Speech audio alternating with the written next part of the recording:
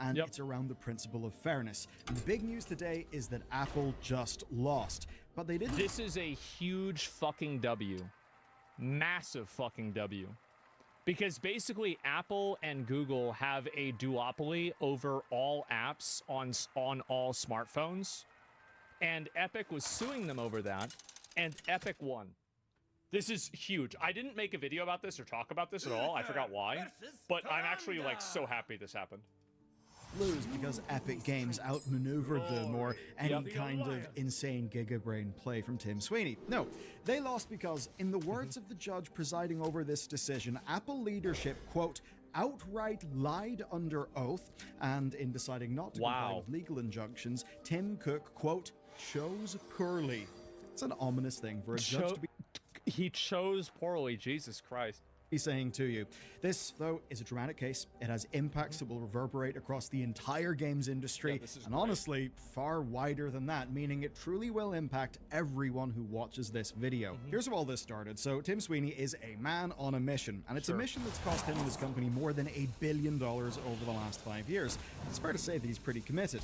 Now, it stands to make them over 10 billion, or probably more than that.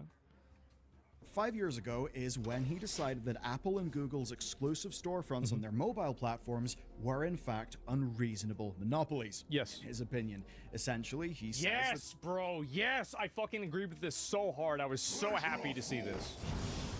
They don't earn their 30%. Now, do it to MasterCard and Visa. This is the exact logic they need to apply to MasterCard and Visa. Holy shit. Fee. Rather, they impose it, and that because of that, they're restricting how developers could make money and what sort of deals that they could actually offer to consumers. So what he decided to do was force their hand. So he started something called Project Liberty, and here's how it worked.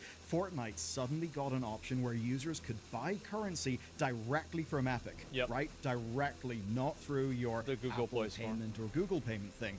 That, of course, meant that Apple and Google immediately booted Fortnite because it did break their store policies. And this is exactly what Tim Sweeney actually wanted. He wanted his game to The ironic thing about this, and this is very clever by Fortnite, is that this commercial was made by Apple.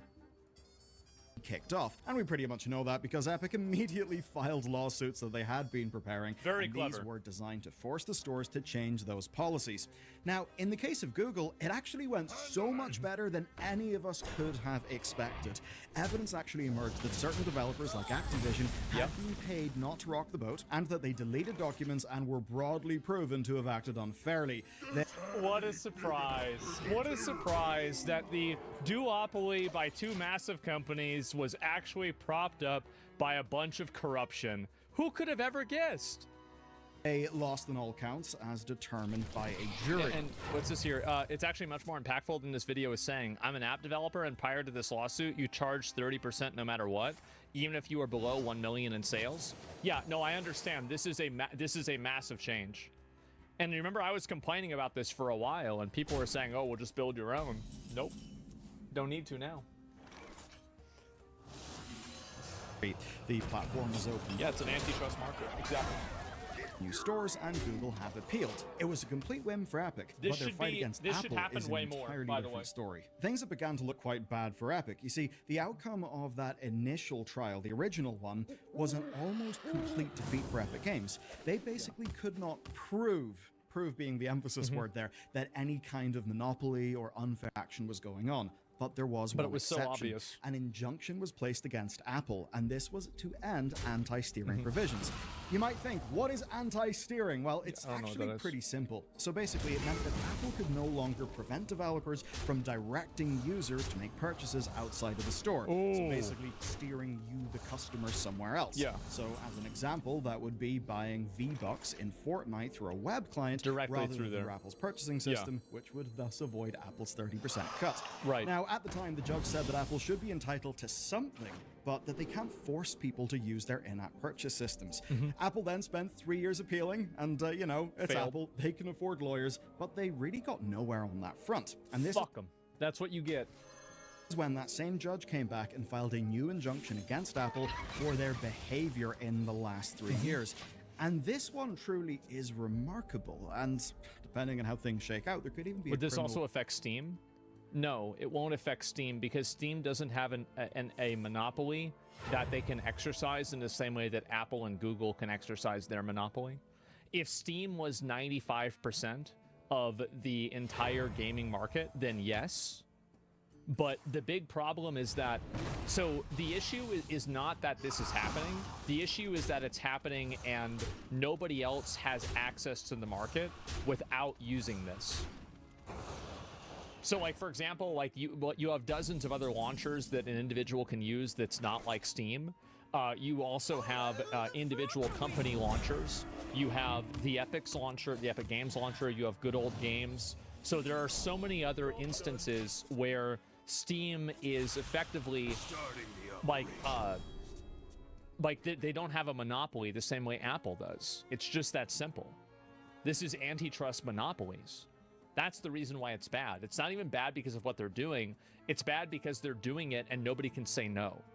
There's nowhere else to go to do it.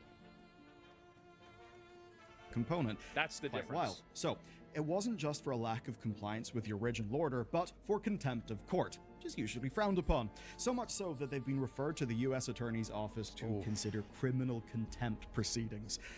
That would be dramatic. Now, I like the judge sound of essentially that. was not pleased that Apple implemented new costly fees around off-app purchases, where basically they were effectively replacing one anti-competitive process with another. Yes. Meaning, of course, devs lose, but also us customers lose. This And is another very big component to it, is that the customers, it is ultimately, like, what should the law do? The law should make it to where customers and the most amount of people have the most fair and equitable ability to do business and to receive products at a reasonable price. That is what consumer protection laws are made to do. The fact is that Apple is actively working against that. They are actively working against that through lobbying. They are actively working against that through getting these different cases, fighting these cases. And they're ultimately trying to make you spend more money, the consumer, so they can get a percentage of that money. While they were doing all that, they were also misleading the court over what they were doing. Here's a quote. That it thought this court would tolerate such insubordination was a gross miscalculation. As always, the cover-up made it worse. Man. For this court, there is no... This is the United States District... Oh my God. bite of the apple.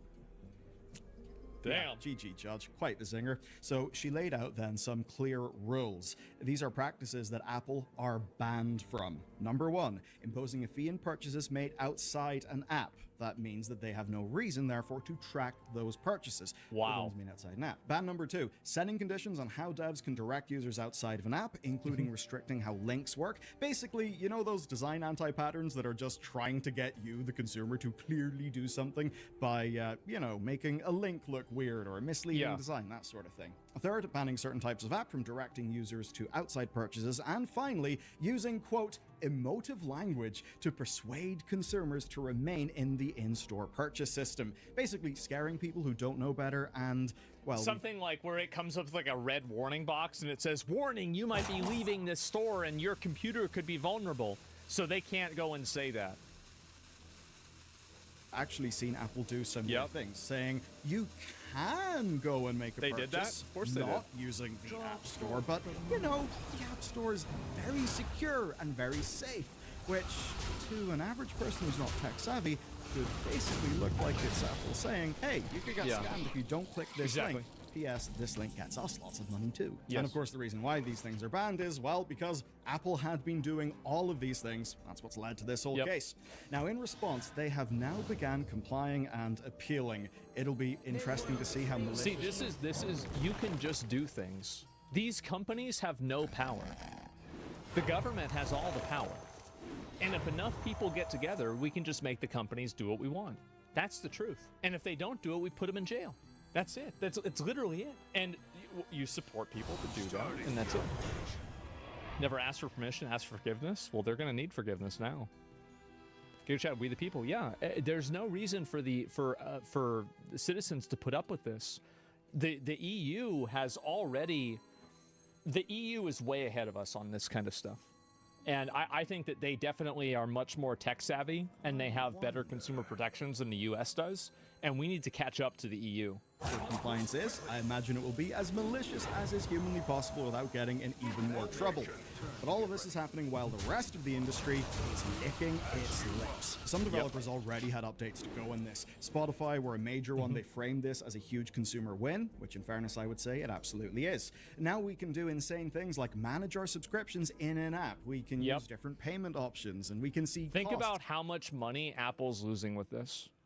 Probably billions of dollars. You can now buy Kindle books in the Kindle app.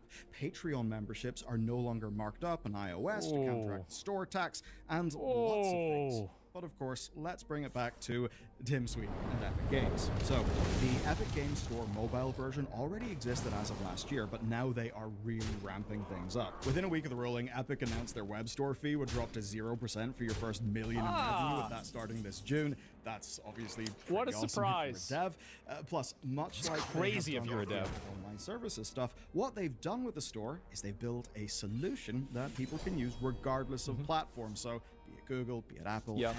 But more than that, it doesn't need to be the literal Epic Games Store. That's because web shops can basically run on their infrastructure, and that will let any developer go outside Apple's payment system with no fuss. Yes, Tim Sweeney's definitely taken this one personal, and you know what? I'm here for the drama. Anyway, well, he should. And also, like, I'm glad, like, I mean, Epic has done things that I've, like, disagreed with in the past. Like, especially, like, the way that they incentivize their launcher. And I even, by the way, just so you guys know, I was in the trenches. I met a guy at an industry function that worked at Epic, and I complained to him about every problem that you guys have with the Epic Game Store. I brought it right to him.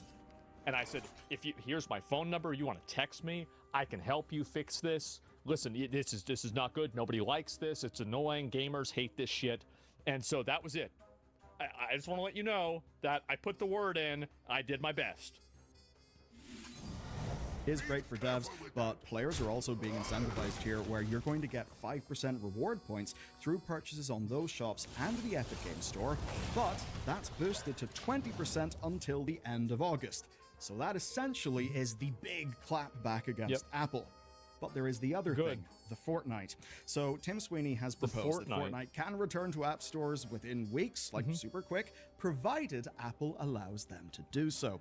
He also said he'll drop all litigation as part of a peace plan, provided Apple roll out this Bro, he's actually putting... Oh my god. He really playing some bullshit, huh? Yeah, he just putting it down. Policy worldwide. And instead, as of the time of writing and recording this video, Apple have, went and blocked the Fortnite submission. Now, of course, all of this legal maneuvering so far is only in the US. The current policy implementation on Apple's side only applies in that region right now. Fortunately, though, for those of us benefiting from EU rules, we've already had some things for months already. And see, this is the thing, right? Is EU is so far ahead of us with this. Can't stop it. An absolute bomb was dropped in the industry in March of this year when both Google and Apple were found to be in breach of the Digital Markets Act by the EU Commission.